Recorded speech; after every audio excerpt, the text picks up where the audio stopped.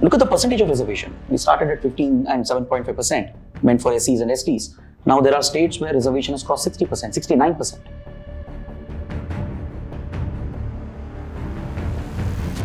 There was a time limit prescribed, an expiry date of 10 years. But every now and then, we see this getting extended 10 years at a time.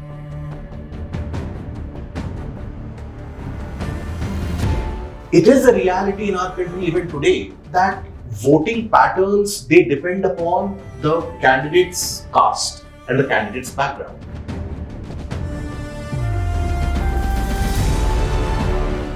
A general category student cannot be in EWS, but an EWS can be counted in general. This is one of the most problematic aspects which you would see in the educational institutions in recruitment. Dr. Ambedkar, for days, he could not drink water from the well because the well from which he was authorized to drink water was dry. And the well which was flush with water was meant for the upper caste. Yeah.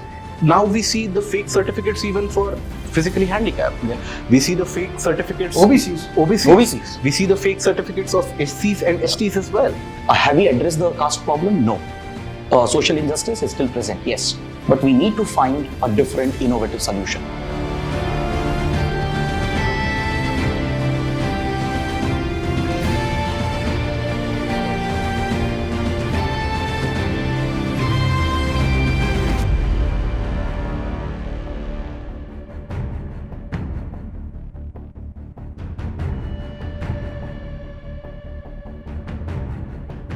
Hello and welcome to Unacademy, a one-stop destination for the English medium civil services aspirants. Is the idea of reservations past its expiry date? Is it time to end the reservation system in India?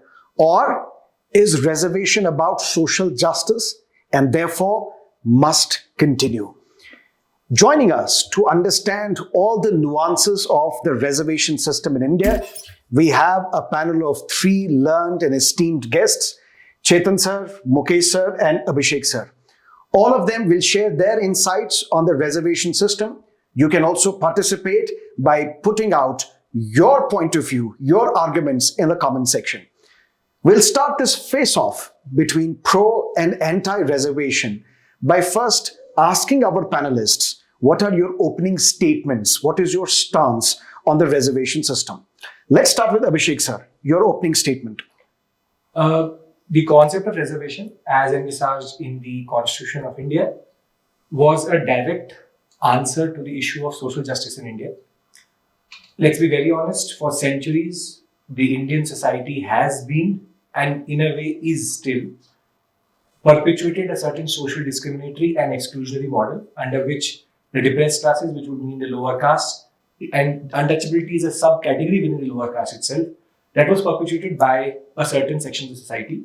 First started as a Varna concept. Thereafter, during the post-modern period, you have Jati. Then the Portuguese give the term castas to Jati in order to make it caste.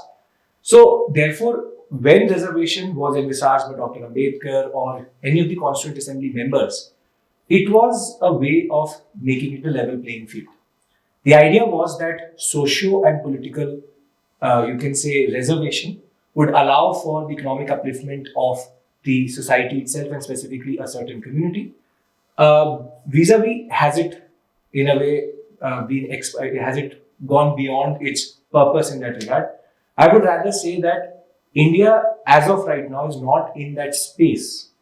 And I would not say that we have achieved complete social justice to say that the reservation system is not needed.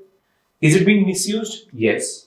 But is it needed? I would strongly say, as of right now, positive discrimination is the only way how the SC/ST communities get a very important accessibility to education, to economic opportunity, and to political opportunity. OBC and EWS, recent 1992 and what happened through the 103rd Constitutional Amendment Act, that is again a little bit of politics. But we'll have this conversation once I understand what my panelists also think about this. Mukesh sir, your initial thoughts on the reservation system in India. My take on this is quite simple, that caste discrimination is a reality that we all have. And that has got varying different type of social implications in terms of the opportunities that the people get. in terms of the level that they are able to achieve based upon the level of education. The discrimination that might have been caused at a very young age might have a long-term traumatic impact and might impact the mental growth of certain sections. So that is the reality of times that we live in. And I think that was the purpose behind putting in the idea of reservation to begin with. Now, the central question that you have posed, that has it run its course? So there I still do believe, and firmly so, that we have not yet attained that kind of a society which is egalitarian, which is non-discriminatory, where untouchability is not followed. So we do have to continue with this policy. Are there certain types of misgivings and misutilization of the system? Absolutely yes. Are there various different cracks which are opening up? Absolutely yes. But does that mean we disband the system? Sadly, I think that time has not yet arrived. So as of now, it is required. Prepare for IAS. Prepare with Unacademy IAS English Team. For live classes by India's top educators, instant doubt resolution, sharp focus on answer writing and current affairs, Unacademy IAS English is your one-stop destination for civil services preparation in English medium.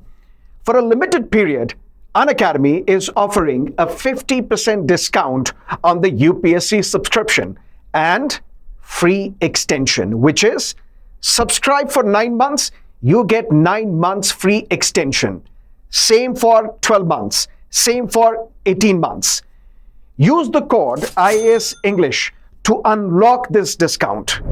Join us today and realize your IAS dream. Chetan sir, you heard the initial statement of Mukesh sir and Abhishek sir, both vehemently defending the idea of the reservation system, although they are alluding to the fact that it has also been maybe politicized or misused or overused. What is your take on the reservation system? My take on this issue is a little more nuanced. In principle, I do agree with the concept of affirmative action, but it depends on the context in which it was brought in. If you look at the Constituent Assembly debates where Dr. B.R. Ambedkar, he spoke about annihilation of caste. He spoke about why there is a need to uplift the depressed classes, why there is a constitutional need to protect the depressed classes from the horrific injustice which has happened historically. So reservation as a policy, the way I see it, was more of an atonement for the historical injustices. Has it served a purpose? For a time being, yes. But somewhere I get a sense that it has done more harm to the country, to the economy, to the society than securing social justice or achieving its true intent. For example, if you look at the politicization of reservation, the way in which vote bank politics have been played out, how different castes have been divided on these lines, and how political parties have tried to capitalize on these to win votes to get into power. Or also if you look at how meritocracy has been affected. In fact, in 1990s, 1980s, this even became a reason in a way for the brain drain that India witnessed.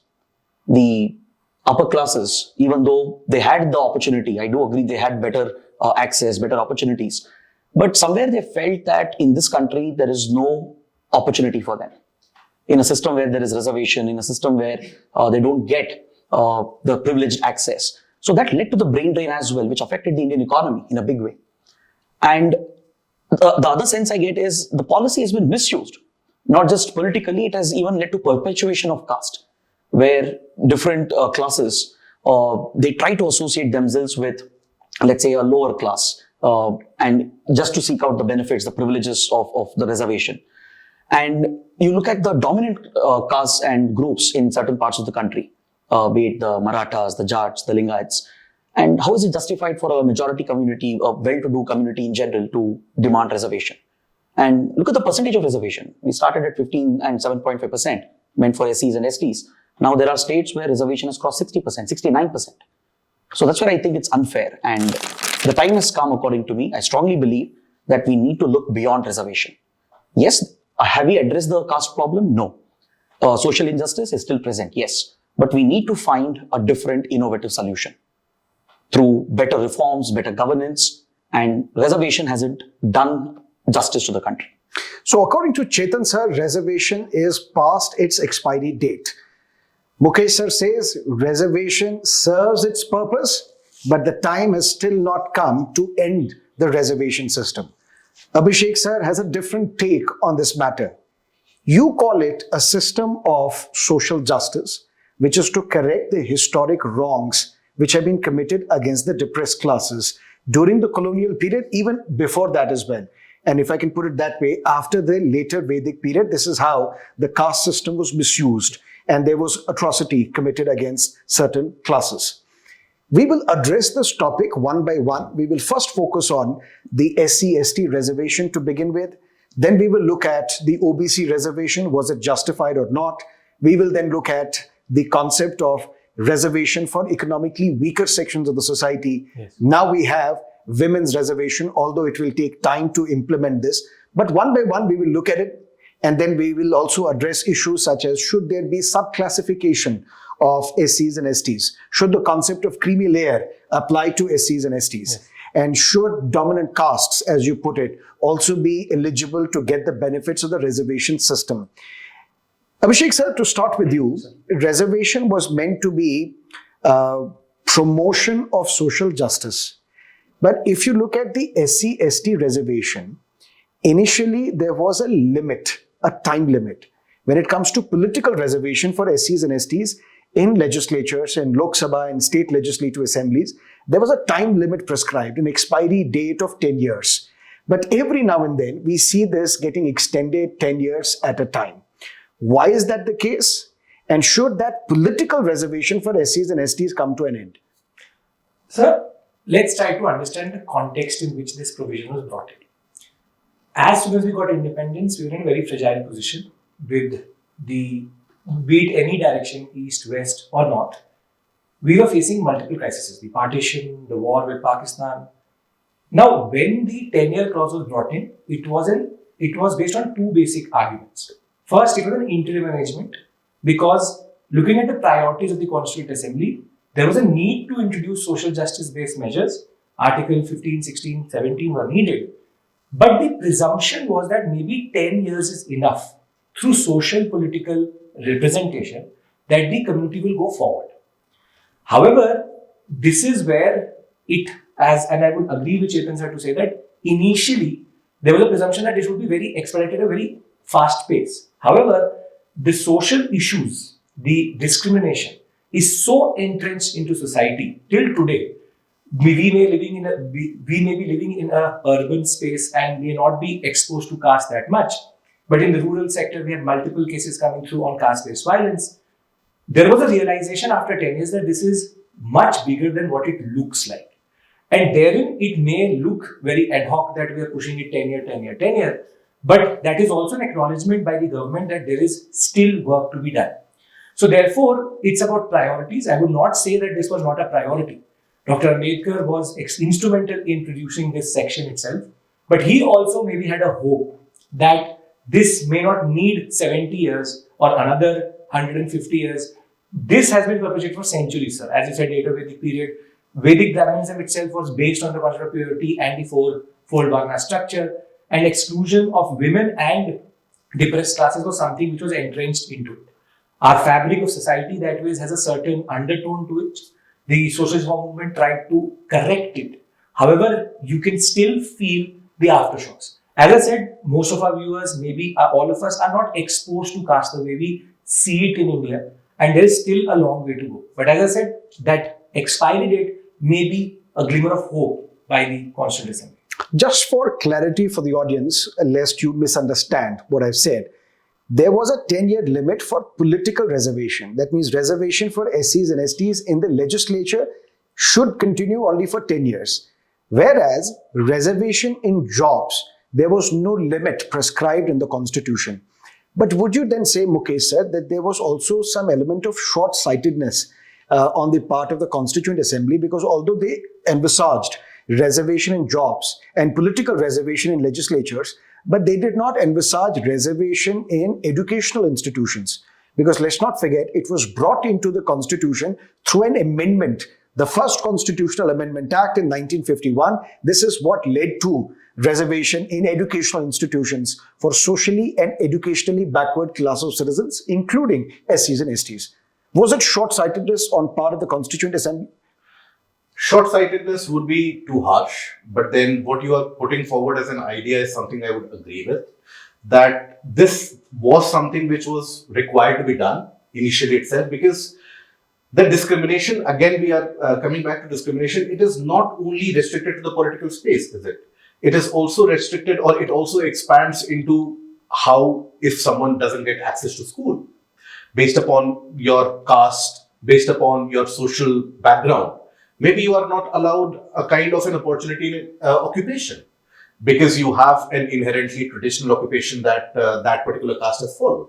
So yes, that should have been done. But again, as Abhishek sir put it, that at that point of time, priorities were quite different, and the constitution makers, their hands were quite full, fighting with the fires which were going on around. But what they did at the same time was ensure that there is enough flexibility allowed. And for that, we have to give them credit. And when you talk about political representation and you ask that question, I would like to interject there as well. See, political representation had a kind of an end date. But then at that point of time, yes, you can consider it a myopic view. It is a reality in our country even today that voting patterns, they depend upon the candidate's caste and the candidate's background. So oftentimes it does happen that people from certain castes, certain particular tribes, they are not elected just because the majority doesn't back them. So that is why at that point of time, there was a need and there was an expectation that maybe in 10 years we will mature as a democracy, maybe that need might not arise. But I see and I still feel that in many parts of our country, yes, it is true that in many parts, many urbanized areas, that kind of discrimination no longer exists. People choose a person in election based upon what they have done. But in large majority of our 65% of our population is rural. And that is where the problem is. It is still there in urban areas also, but in rural areas, it is much more deeply entrenched. So that is where political reservation keeps on getting extended. So till the time people vote their caste and not cast their vote, this political reservation should continue. That is again nicely put. So yes, it should. Chetan sir, if I am a Dalit, mine makes a binary of purity and pollution. This is what French sociologist Louis Dumont will say. Purity and pollution. If I'm a Dalit and I'm seeing a Brahmin coming from the other side, I would jump in the mud because my stench will cause pollution to the member of the upper caste. I cannot spit on the ground. I have to have a pot around my neck. That form of discrimination was prevalent in our society. Dr. Ambedkar, for days, he could not drink water from the well because the well from which he was authorized to drink water was dry. And the well which was flush with water was meant for the upper caste. Yeah. Such was the level of discrimination that was faced by the members of the Dalit community, faced by the tribals as well. Do you sincerely believe that without reservation for SCs and STs, we would have seen the kind of political reservation that we have, where we have SCs and STs in the Lok Sabha, where we have SCs and STs in the Legislative Assembly making laws for themselves, where we have SCs and STs graduating from the premier engineering and medical colleges? The society would not have allowed them to enter these places in the first place. So wasn't reservation purely about social justice? I totally agree with this point that you're making, that reservation was about social justice. But seeing its implementation in the last 75 years, if it hasn't addressed these divisions till now, for example, even now we hear about Dalits not being allowed into temples, or where attacks take place on Dalits just because they accessed, let's say, a public space. So if reservation hasn't solved that entirely, then shouldn't we look beyond reservation? So there I would say, if I can come in. First of all, it is not a kind of a zero-sum game that the entire governance structure, I think, is playing, that by this time the society should be perfect.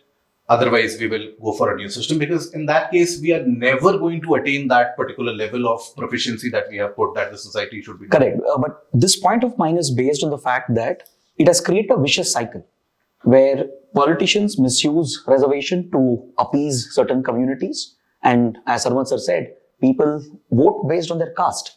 And that creates that vicious cycle and it perpetuates the divisions. But then So, I think- Chetan sir, let me interrupt here, and I'm going to throw that question on you. Ideally, I should not be taking names, but let me take names now. I'm playing a devil's advocate. We have Chirag Paswan, the Honorable Minister at the central level.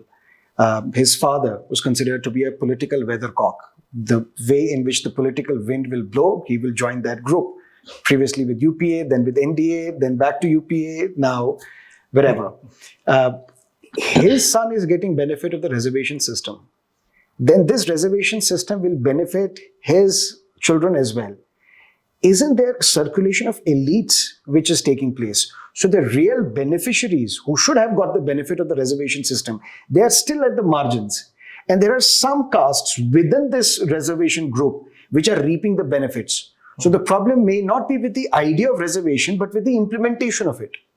That is true, sir. To be very clear, we are taking an isolated personality. I would say that with regards to SC/ST, this is very specific to SC/ST because in OBC there's creamy layer. Not an isolated case. Look at a particular tribe in Rajasthan. And if you look at the number of people who are IAS, IPS, IFS from that particular tribe, it becomes clear that they are now socially forward, educationally forward as well. Yet they are clubbed in this category called social and educational backwardness. So this is where there's Which basically means you're snatching the benefit from someone else who is the real beneficiary, who should have got the benefit of the system. True, sir. That ways, if you look at the model itself, in OBC we created safe check and balance, the creamy layer concept. SC/ST, there was a presumption that this is not going to be misused. This is where basically we are also seeing the evolution of the reservation system, where we are, after 70, 75 years, we are seeing certain problems emerging. That's a very good example. We have multiple cases in which IAS, IPS daughter or son has become, using that reservation has become an IAS and IPS. So therefore, there is a need for creamy layer concept or some form of check and balance within SC/ST. Vis-a-vis the concept that is it differentially impacting within the same? True, fully, because what is happening is if you look at manual scavenging, it is not that it has changed caste profile. It is still the same. They are the same safeguards. I know personally that one of the people associated with my father, he used to argue that SC/ST reservation is there, but the benefit is not coming to me. It is going to someone else. This is where there's a need to create a little bit of nuance. We have to understand the texture. There's a presumption that the SC/ST community is also homogeneous. That is where we have to understand the heterogeneity. We have to also bring in the concept of level of underprivileged understanding.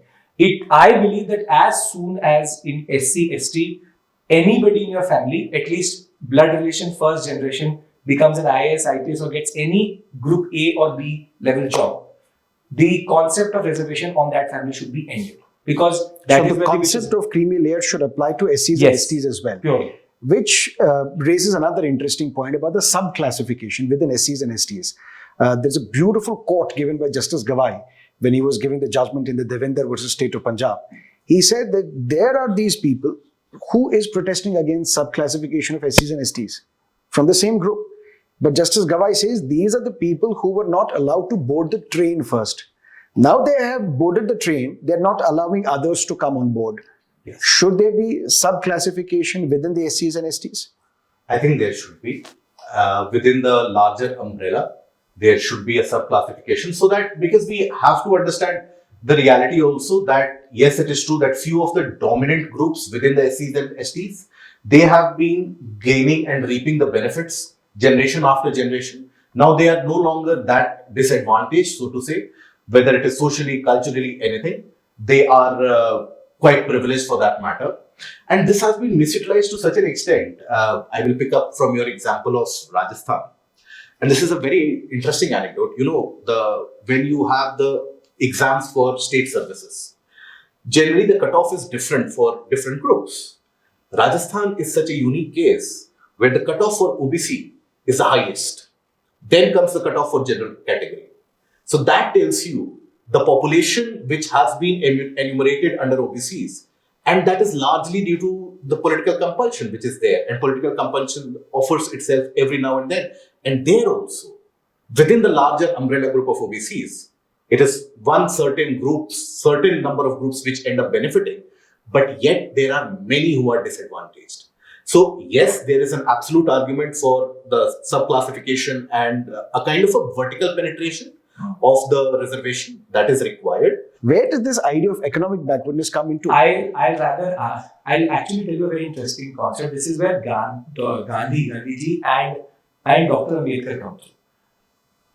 Gandhi's main argument was that the only way we go forward is to normalize caste. The Harijan campaign, I will do the acts which the Harijans do, therefore I will normalize caste itself. So he wanted the promotion of Varna system. He wanted the concept of integration.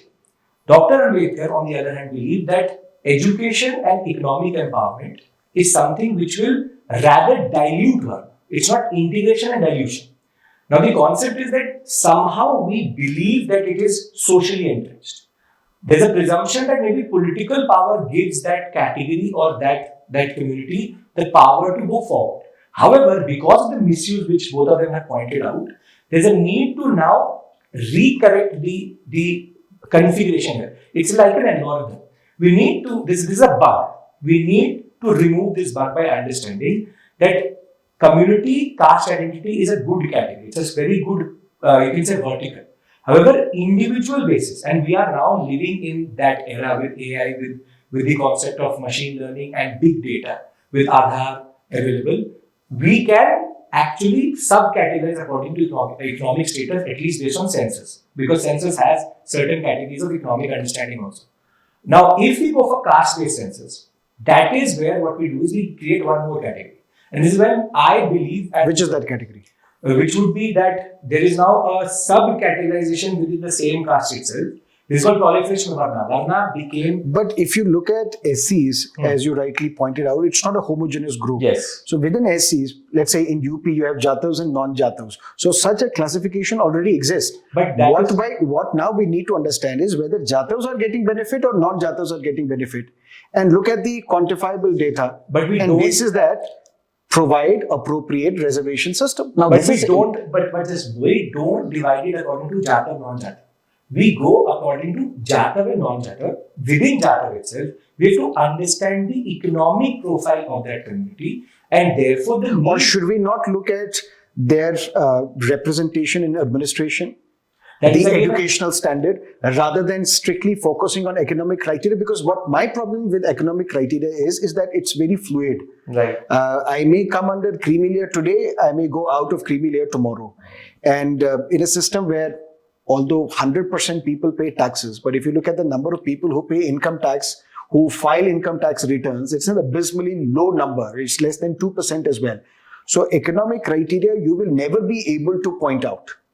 But that's a... And also, I would argue, the simple sake of the argument that should we subdivide the scheduled castes and scheduled tribes to that extent? I would say that if we really want to achieve the end purpose or the end goal of reservation, that is social justice, why not? We should have that kind of a sub-classification till the last. Gandhiji's talisman tells us that you have to target the last person out there. So if that requires us to go for multiple classifications to understand who is really disadvantaged, I am all for it. Chetan sir, I'll ask you a question, then you can come in. Would you be okay with a reservation system where we will experiment with an idea of subclassification and proper checks and balances, and then reimagine and reevaluate the benefit of the reservation system, let's say 10 years down the line? Would then you be okay with the reservation system? Because you seem to have particular problem with the implementation, not the idea of reservation per se. Yeah. Now you're talking about creamy layer as a checks and balance to ensure it is not misused. Now, don't we have creamy layer for OBC category? Didn't the Supreme Court put a 50% cap in the Indira Savani judgment? But haven't we seen that being breached repeatedly? So that is where I have a fundamental problem with the implementation and the misuse of and the economic policy. Criteria. You can always fake. And look at the fake OBC certificates, income certificates. Sir, but this is where I believe that we are still in the colonial construct.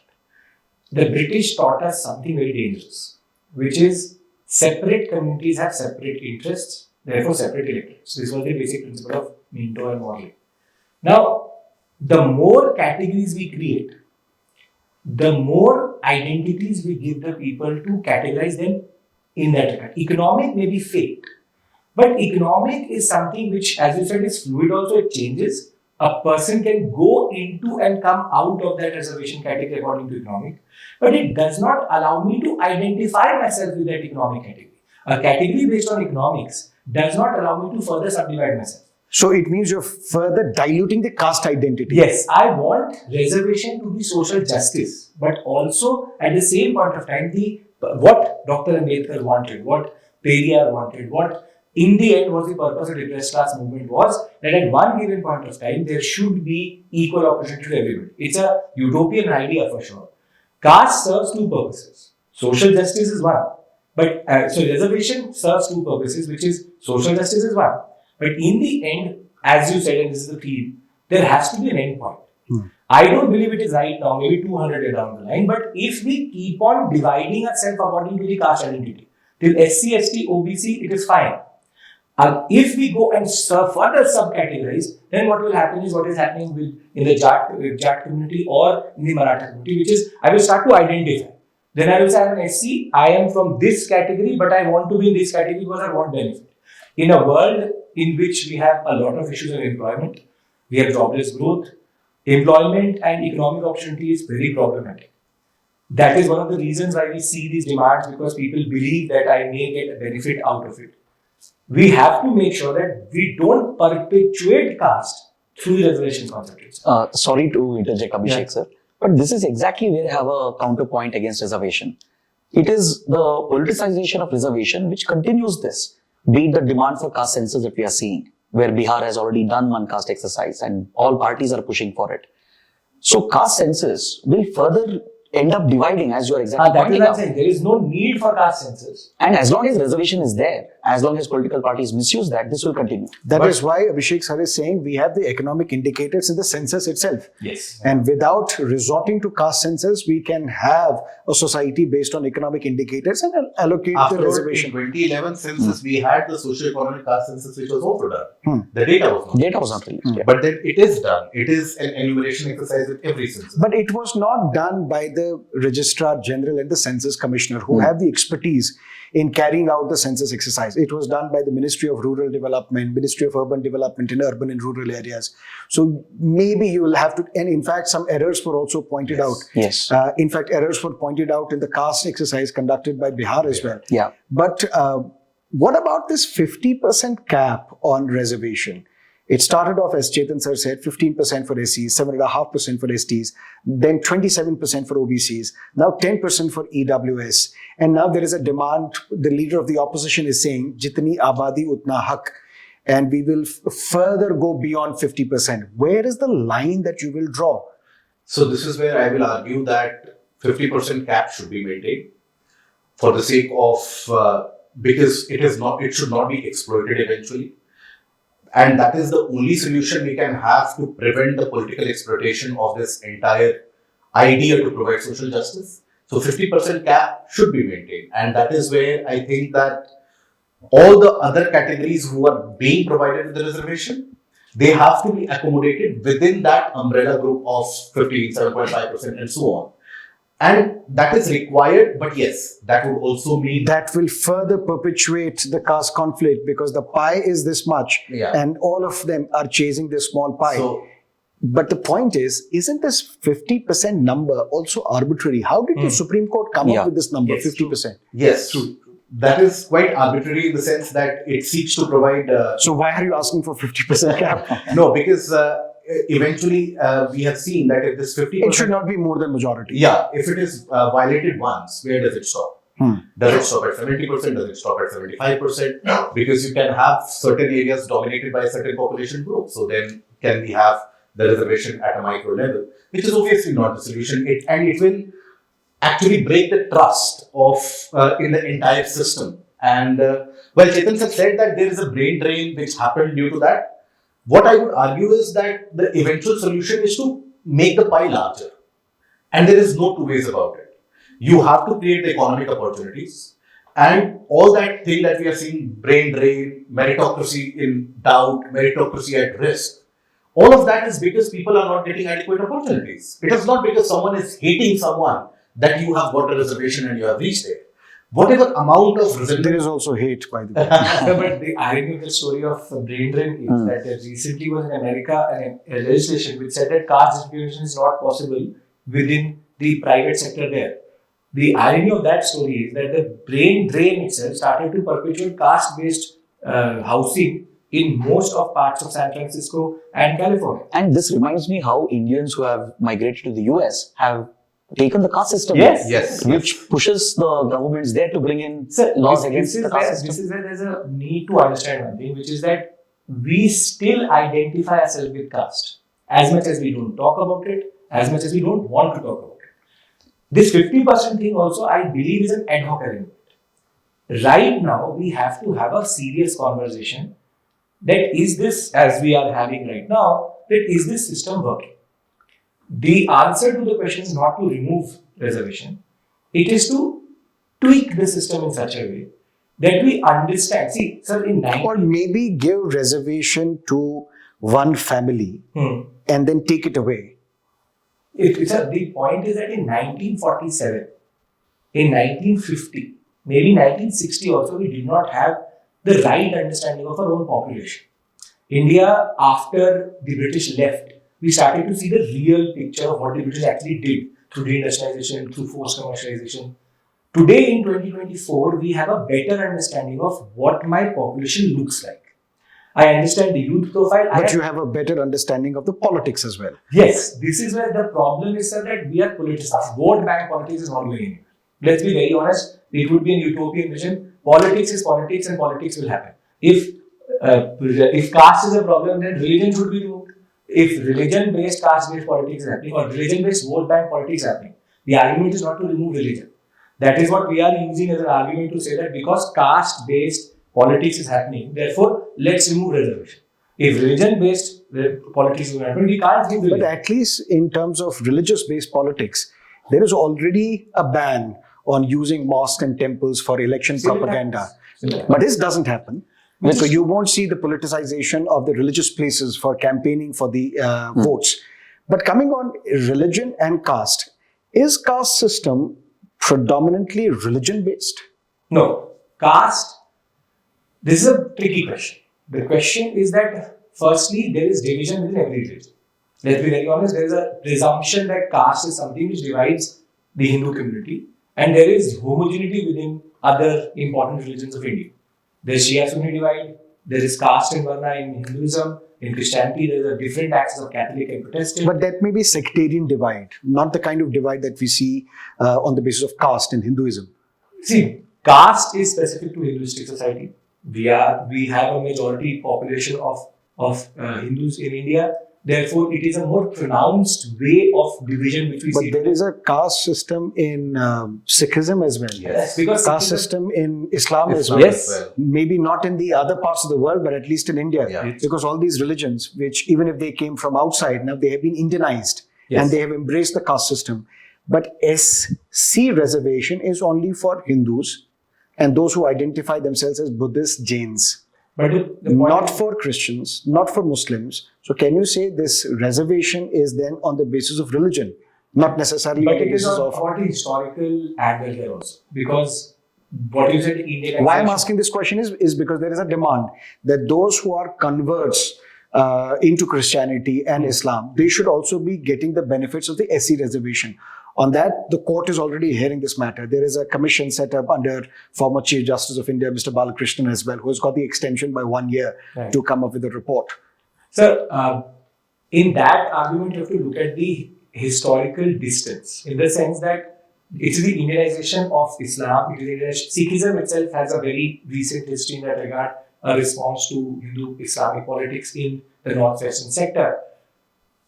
Even in Christianity, the Syrian Christians Yes, and that the is It's others. a subcontinent thing. The It's caste a divide is a subcontinental subcontinental thing. It's not a religious thing. If you, sir, the problem in bringing in religion with caste is then you're basically mixing two very dangerous, you can say, Toxic mocktail. I will not harm. It's a very dangerous combination. Caste based on religion is basically the argument I'm against, which is the more I categorize caste, the more I give the opportunity to the people to further identify. So this is all about identity formation. You and me associate ourselves with a certain community, with a certain religion, with a certain caste. If I give one more axis of division, I will then associate myself with that. Economic is something which I can control, but I cannot, in a way, identify that I'm a middle class is not somebody who stays in India. I'm not a lower. People do say that. People do That say is a Middle class, upper middle class. class, Upper middle class. elite. But that is From South Bombay, South Delhi. that is even a- the middle class, the term has been exploited to such an extent. That is Everybody why- belongs to So the the class in India, the class consciousness in the Marxian understanding never actually has. We still call middle class, but nobody in India is going to say that I am upper middle class. He will identify himself with caste only. The argument is that in the process of creating checks and balances, we don't have to actually create a certain category in which we are now creating. It's not a geometrical progression, or it's a permutation combination. Caste was and jati was created in the process of integration, assimilation, and proliferation of varna is caste. What is the original? What is jati? Jati was basically when the post-modern period and during the 6th century BC, we have the Indo-Greeks, the Kushanas, the Shakas getting integrated. So it basically became like a domino effect. 100, 1000 lakh. Therein, we have now so many identities. If we start to do that at a legislative basis, How many castes do we have, by the way? so there's no number. Because There is a some number. people, The 2011 that census is puts a again, number. that is against a census is a Even very, there were hundreds of wrong entries there. Entries Yeah, there. the census, that is why, is a very dangerous concept which even the British introduced. If you go by the basic argument, census does not ask you, census tells you to categorize yourself. There were multiple communities in Punjab when the first census happened in 1881 and 1901. 1901, in Punjab, there were multiple communities who used to go to Dargah also and to the temple also. Now, a Britisher comes and says to you, what caste are you? What religion are you? Tell me. So, therefore, he has to pick something. This is where the concept of, you can say commodification of culture, but categorization. This is the anthropology of the Indian society. This is the anthropometry of Indian society. British wanted to understand India to the core. We have fallen into that trap, but we did not have control over it in 1909. We Coming still back have to your control. question, if I can. Yeah, please. Yes. I like him more the British passion rather than Yeah. No, we all agree to disagree. Yeah. And we agree that reservation system is about social justice when it comes to SCs and STs. But what explains OBC reservation? Because it was felt that there are still large sections of the population. 1970s, Mandal Commission is set up, asked to identify those who are also socially and educationally backward. They come up with a report and say 52% of the population, apart from SCs and STs, are socially and educationally backward. Let's give them reservation. Yes. So Why? that is where I feel that the entire thing took a kind of a different direction. But yes, it is also reality that other than the particularly scheduled castes and scheduled tribes, you still have a lot of classes who are not enumerated in them, who are still backward. They need some representation, they need some special opportunities. But reservation is not a poverty elevation program. It is not. Reservation is about social justice, Yes. to correct the historic wrongs of injustices. Yes. If you want to empower somebody who's poor, give them scholarship. But then it is not only about scholarship, I would argue, because there are. Create more seats in educational institutions. That is true. Infrastructure. That is what I was getting at by increasing the size of the pie. You have to increase the size of the pie eventually if you do it today, if you do it 100 years down the line or 200 years down the line. That is the ultimate thing that you have to target. But then you have to understand that even in the 70s and the 80s, there were a lot of sections, there were a lot of communities in our country not belonging to SCs and STs, still not getting the access to the schools or the hospitals or even access to, let's suppose, places of worship. Access in the sense, were they discriminated against? Yes. They were not allowed to. And that happens even today. You need not belong to. But you hear these stories about SCs and STs to an extent. You don't hear these stories of discrimination of that sort when it comes to OBCs. Depends on which part of the country you are in. I would argue that in many parts of central India and eastern India, we do have that kind of a discrimination on the ground, where your shadow is considered to be impure And when you are walking in front of someone's house, you might not belong to SC or ST category, but you are belonging to a certain caste. So there, you cannot walk with your slippers on. Your slippers, you have to take it off. So that is the reality. So either we start. And how do you explain the further proliferation of this OBC? Marathas demanding it, Jats demanding it, Gujars demanding it, Patidars demanding this. That is that justified? No, that is where I would have a kind of a nuance. It may be justified for Marathas. A Maratha would feel I'm being discriminated against in my own land. Yes, but because that is where the entire aspect of reservation is being seen as a way to an end, a means to an end, right? And that end now appears to be economic prosperity or a kind of service in a government job. So that is where we have to take a firm political stance, but it is again... and why do you think the liberalization, globalization, the LPG reforms of 1991 could not dent the caste system? Because now there are employment opportunities in the private sector and not in the government sector. And that brings me to the argument and the question you had asked earlier, that would it be apt to provide reservation to one family and then take it after that? So this is a mindset, a psychology which has been seeped into the society for centuries, and he has given the entire history about it. So it has been seeped into the society for centuries now. It won't disappear in one generation. So when you say liberalization was supposed to bring economic prosperity, but the reality of the time is also that inequality is equally more apparent. Economic inequality is... But we have been successful in tackling poverty to a large extent. Yes, but we have been able to pull out people out of poverty, a massive number. That is true. And that is kudos to the successful governments who have implemented various policies and programs. And that is where I feel that when our poverty alleviation programs, they become more efficient by the day, which is becoming more efficient by the day, if you take a look at all the way journey from the 70s onwards. So the time will come when the opportunities are so much that this caste-based reservation, the demand that you are seeing with the OBC that include me in the OBC, and when a particular group is included in the OBC, the other groups, they rise up in protest. So that will come down. And that, I think, every society takes that curve. When the economic prosperity comes, the divides in the society, they tend to get covered up. So that is a way forward. But have we reached that stage? I don't think so. Chetan sir, what was the need to bring about reservation for economically weaker sections of the society, which was done through a constitutional amendment in 2019? If you look at the criteria, who qualifies as an economically weaker section of the society, the qualification is such that more than 90% of the Indian population become eligible under EWS. This was exactly one of my points against continuing with reservation.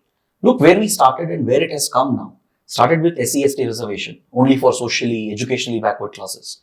Extended to OBCs, now economically weaker sections. This was never the intent of the constitution makers. It was never envisaged. So if not for a political motive, what was the other motive here? Isn't this the biggest populist scheme? So I would say that the logic behind it, you were defending SC/ST reservation as well as the OBC reservation. Yes. Do you have a defense for EWS reservation as well? Yes. Because the argument in this case can be put forward is that when you are economically not well-to-do, as compared to when you are economically well-to-do, despite the fact that you belong from a certain class, a certain background, if you are economically well-to-do, you can make up for all the kind of discriminatory things that the society has got to throw at you. So that is where the logic behind it is that if you are economically disadvantaged, you again lack the opportunity to grow. But yes, I would also argue on the counter side that this is very fluidic. And where does it stop? How easy is it to get a fake income certificate? And we have seen instances of that as well. Yes. But that is true. Now we see the fake certificates even for physically handicapped. Yeah. We see the fake certificates. OBCs. We see the fake certificates of SCs and STs as well. So just because there are fake certificates, that doesn't hold ground to remove the system. But it may be easier to get an EWS certificate than to get an SC. It is very easy because of lack of data that we have. So the problem with EWS certification is self-declaration. If the government wants to give EWS reservation, which it is, as of right now, I declare that I'm an EWS and I have certain criteria. Firstly, they're not comprehensive. And maybe there needs to be a top-down approach rather than a down-up approach, that I say that I'm EWS. Second, one issue which I faced myself with EWS is they're counted both in general and in EWS. A general category student cannot be in EWS, but an EWS can be counted in general. This is one of the most problematic aspects which you would see in the educational institutions in recruitment. This is where there's a need to tweak this concept a little bit, because it can't be that one person can be in both and one is only in one. And self-declaration, as we said, fake certificates. I know zamindars who are basically EWS in that regard. And that is where the problem is, that if we say EWS as a self-declaration concept, it's very easy to fake things. We have fake Aadhars. It's just a matter of getting the right person to write that I don't have that much amount of land. That is where EWS is, I would agree with Chetan sir, it's an overreach in that regard a little bit. Maybe Yet it was upheld by the Supreme Court. that is where maybe that was the populist pressure, or On the Supreme Court? yeah, the judiciary coming under a little bit of pressure of optics and public. We previously discussed this in the same platform itself. This is where EWS is problematic. Maybe if you want to use economic as a way of using reservation, you have a better model than just having self-declaration and then saying. And as I said, this is not known quite a lot of both and single. That is where we have to intervene, and the government needs to create a more comprehensive system. It's too open-ended as of right now. And yet another constitutional amendment providing for reservation for women in legislative assemblies and the Lok Sabha. But this reservation will have to wait. First, there has to be a census exercise carried out. Then there has to be a delimitation exercise. So before 2029 elections, or maybe even after that, maybe 2034 would be the first elections when we will finally see the reality of women's reservation implemented in India. One final conclusive remarks from all the panelists on the women's reservation. Your take on women's reservation, Chetan sir?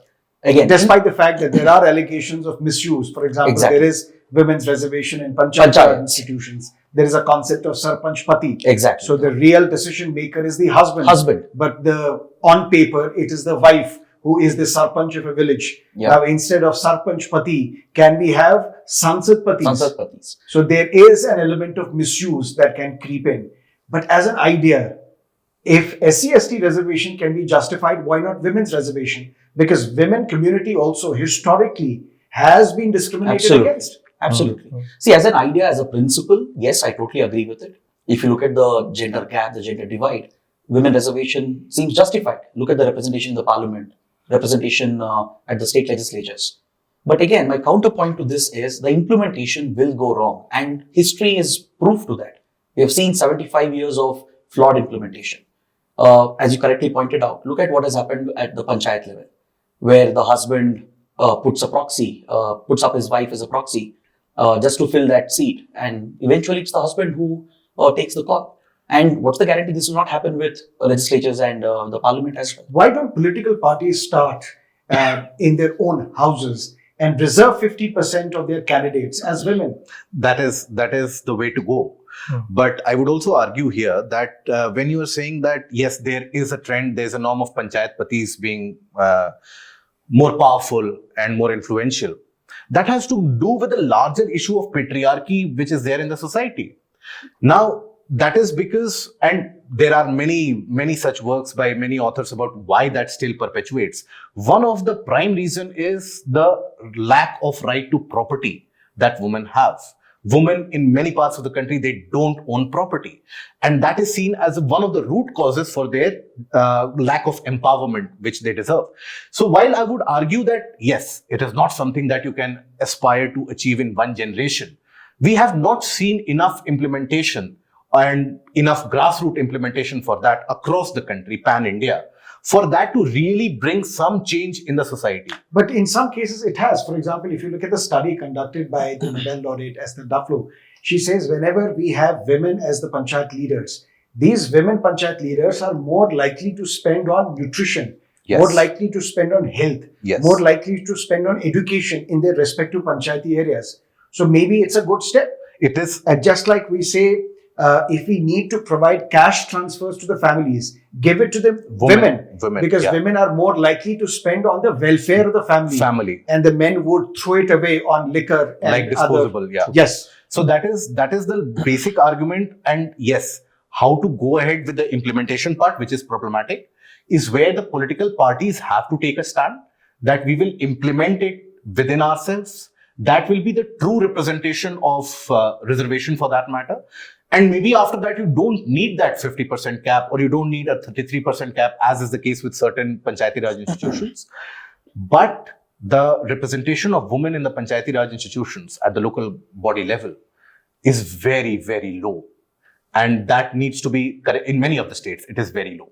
But there are some states where women's reservation is 50%. Yes. And it is also because of women's reservation in panchayats and also in urban local bodies that women are more likely to approach these women representatives and file complaints of domestic violence or sexual harassment. Absolutely. So that is going to have a ripple effect on our society. Yes. And maybe it is time to give the fairer sex, the second sex, the share that they deserve. Would you agree? But just as a counter argument, don't you think this might even lead to the othering of women? Aren't women capable of entering politics, getting representation on their own? But the system is such that it is closed for you. Mm-hmm. You're not allowed to enter. System is aimed against you. Right, the patriarchal nature of the society does that. Yeah. But again, what's the guarantee? My point is, what's the guarantee that this will ensure fairness? What's the guarantee? For any social program, I don't think there is a guarantee at the end. Then let's look beyond reservation. So but beyond reservation, you have to understand that the sections which are already disadvantaged, you need to bring them at a particular platform, and then you might think about other innovative measures to ensure that everybody gets opportunity. But first of all, let's bring all of them at the same platform. And for that, I think reservation is an important Look at the visual of J. Jayalalitha, a powerful leader from Tamil Nadu. You would see men prostrate before her. That was her image. Yeah. So we need more women leaders like her to dominate our political system. And then I think maybe the country would be in much safer hands because they would talk about the real issues. Yeah. Now look at what has happened. There's a paradigm shift in Indian politics where women voters outnumber men. Yes. And the kind of welfare schemes that are being targeted at the women, that is pushing women to come out in larger numbers. If that shift persists and stays, we are looking at the transformation of Indian society and Indian politics for that matter. And it's been 75 years plus since men have dominated politics. It's time for men like us to take a back seat and let women take over. True, sir. True. I'll add to this that if reservation for women is about gender justice, then... And I think, sorry to interrupt you, this argument against women's reservation, I think it comes from the patriarchal mindset as well. That we want you to take care of our kitchen, but not run the country. Yeah. So this is where I was saying that if it's about gender justice, there's a need to implement it in a certain way. The way it has been perpetuated, it is not gender justice, politicization of gender justice. So therefore, maybe it is needed for sure. If it was politics, then I think it would have been implemented in one go. There is this political resistance. There were women's reservation bill was pending in the parliament for so long. Yeah. There have been statements coming from some politicians as well, wherein they said men will be men, boys will be boys. They will commit rapes. Yeah. There were some political parties which were opposed to even tabling this bill. Yes. So I don't think this is a political decision. I think this is a welcome decision, but it has been politicized and delayed in its implementation. If it was political, it would have been implemented by now. There's a fully pro for that because women and it's because I'm pro. No, it's not that, sir, because I'm just lighting up the mood. Yeah, in principle, it is needed because if you look at the background of what women and depressed classes went through our society, it was not that Shudra, it was the women's status vis-a-vis historically has been equal to the depressed classes. So there is a need for empowerment. If it's an empowerment tool, it is needed. But as we all, I think, are reiterating, the way we implement it, maybe at the party level, at the level of the parliament, we have to learn from the Panchayati Raj institution experience. If you're oblivious of that, then there's a problematic aspect to this. But yes, needed. So just because an idea is not properly implemented, this is not the right argument to criticize the idea itself. Maybe we need to find ways of better implementing that idea. if the goal is social justice, if the goal is women's empowerment, there is maybe a need for a reservation system, but which should be effectively implemented so that the benefits of the reservation system reach the desired beneficiary. It is not misused by those who don't deserve it. Should the reservation system continue? Please tell us. Should there be further sub-classification of SCs and STs? Please let us know in the comment section. Should the reservation for OBCs continue, or should the application of the creamy layer apply for SCs and STs as well? What is your take on women's reservation? What is your take on the EWS reservation? Please let us know and let us have a debate on the idea of reservation system in India. If you have enjoyed this program and got benefited from the wisdom shared by our panelists, please let us know in the comment section, and do not forget to press the like button and subscribe to our channel if you haven't yet. Thank you for watching. Stay safe.